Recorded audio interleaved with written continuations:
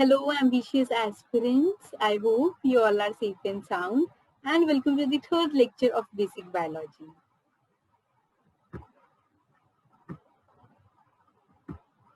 आज का लेक्चर शुरू करने से पहले first let us revise some questions from the previous lecture.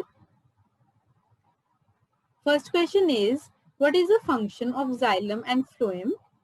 Xylem and phloem, they both are parts of complex tissue of plants, and xylem is responsible for transporting water and other nutrients to the plants. जो xylem की movement होती है वो unidirectional होती है, that is vertical movement, whereas phloem is responsible for transporting food and other organic materials. phloem की जो movement होती है वो bidirectional होती है, that is both horizontal and vertical.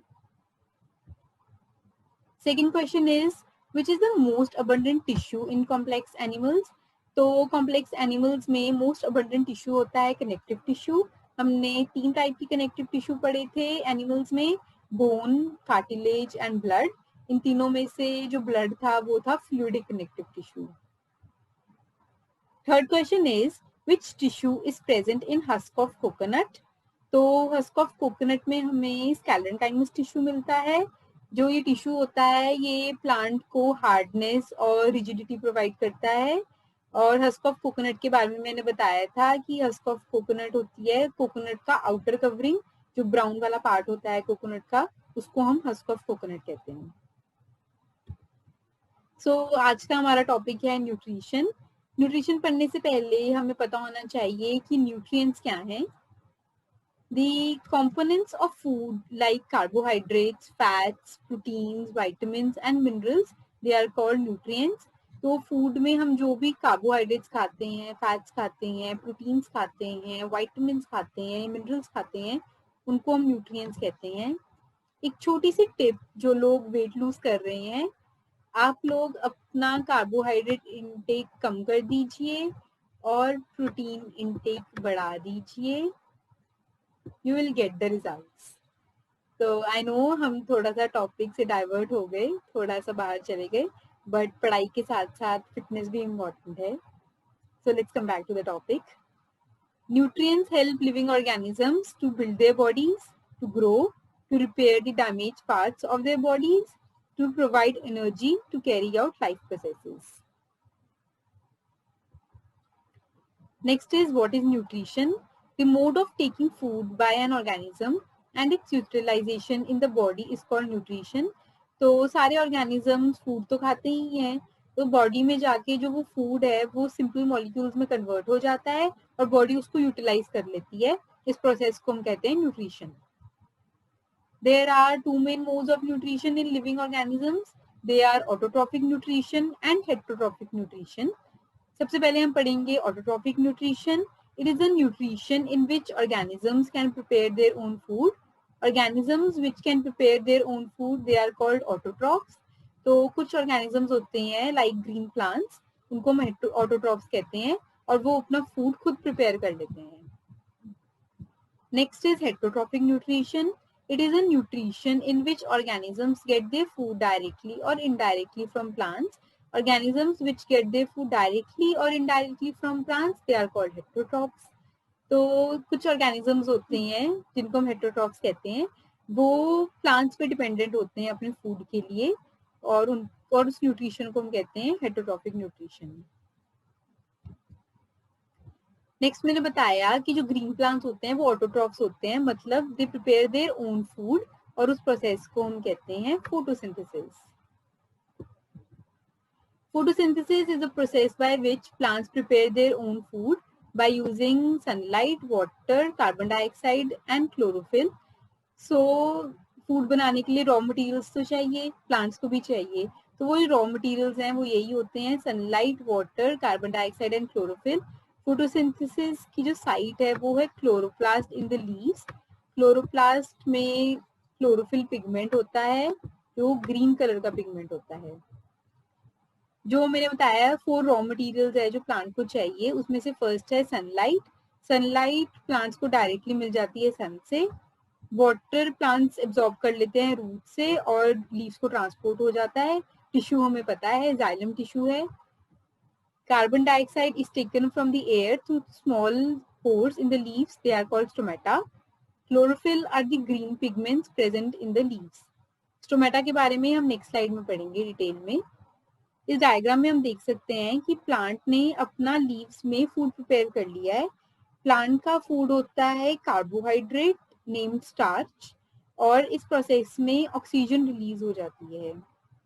हम देख सकते हैं कि प्लांट्स को डायरेक्टली वाटर मिल रहा है सॉइल से, कार्बन डाइऑक्साइड एयर से मिल जाती है और इस प्रोसेस को कैरी आउट करने के लिए एनर्जी चाहिए होती है जो सनलाइट से मिल जाती है. Next is stomata. These are the tiny pores present in the epidermis of leaf or stem through which gaseous exchange and transpiration occur.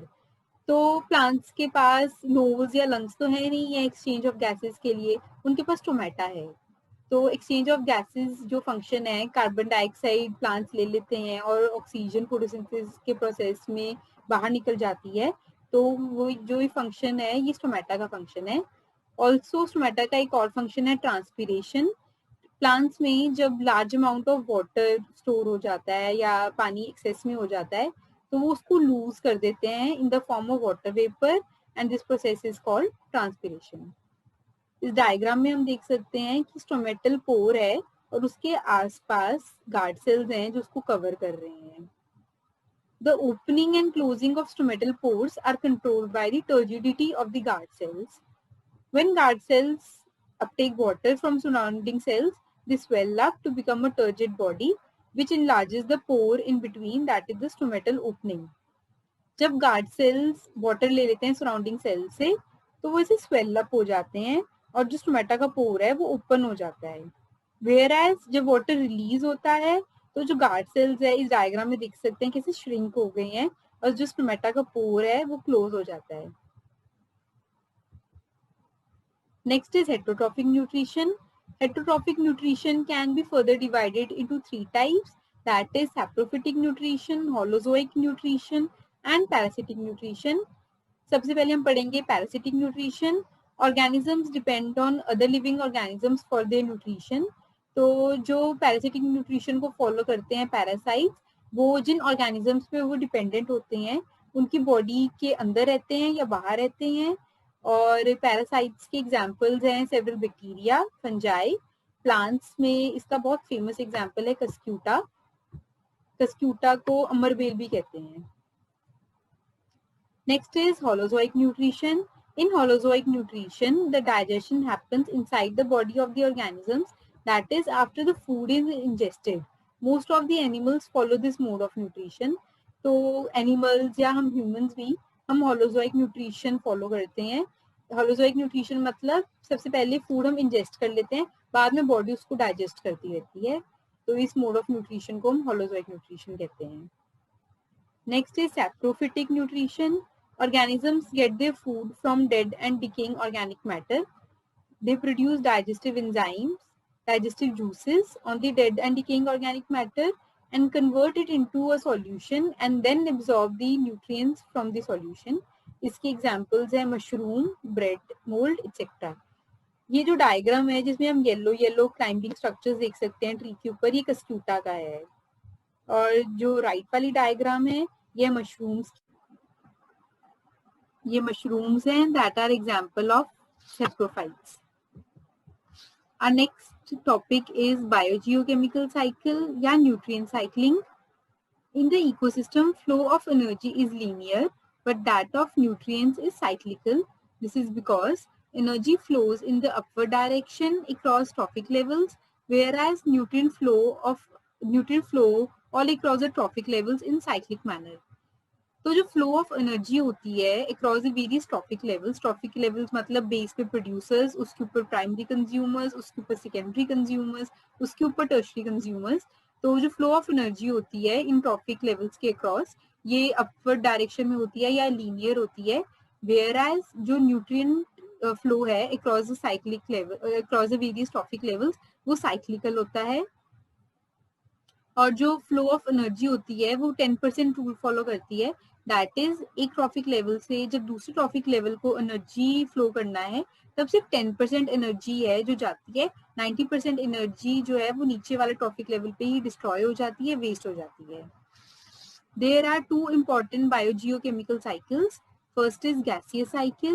The reservoir of such a cycle is the atmosphere majorly. इसका example है carbon cycle, nitrogen cycle. Second cycle is sedimentary cycle. The reservoir of such a cycle is majorly in the rocks.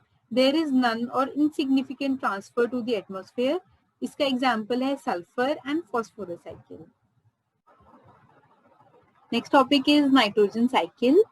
हमारे environment में 78% nitrogen है, 21% oxygen है and 1% जो है वो है other gases.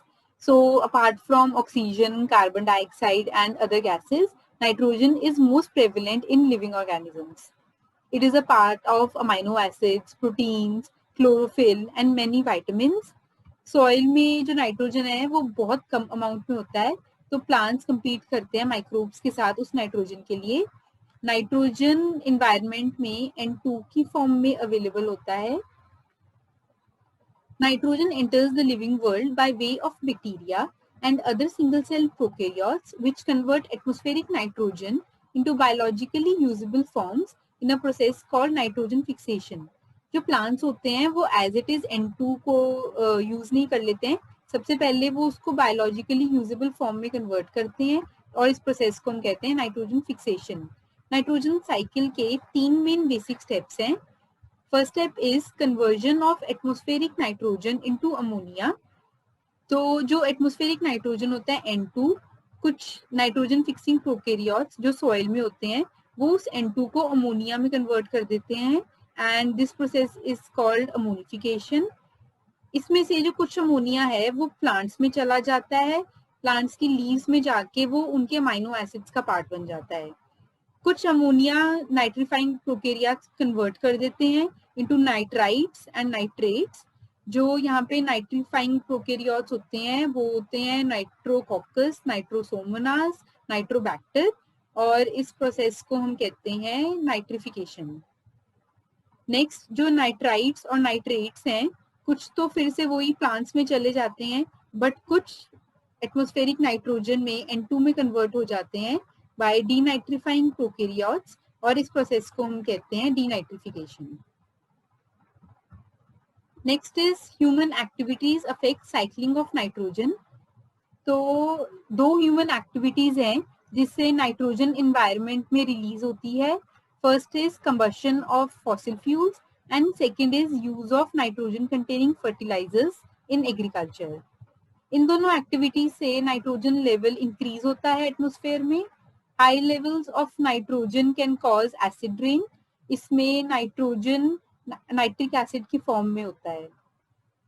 Second is green house effect. इसमें nitrogen is available in the form of nitrous oxide. Also, nitrogen is a major component of artificial fertilizers. जब ये excess fertilizers water bodies में drain out हो जाते हैं तो उन water bodies में algal growth हो जाती है या algal bloom, and this process is called eutrophication. Eutrophication can reduce oxygen availability in the water that has harmful effect on aquatic animals as it can cause their death. इस picture में हम देख सकते हैं कि वाटर बॉडी कैसे green हो गई है एल्गल ग्रोथ से, और इस प्रोसेस को हम कहते हैं eutrophication. So that's all for today. Thank you and happy learning.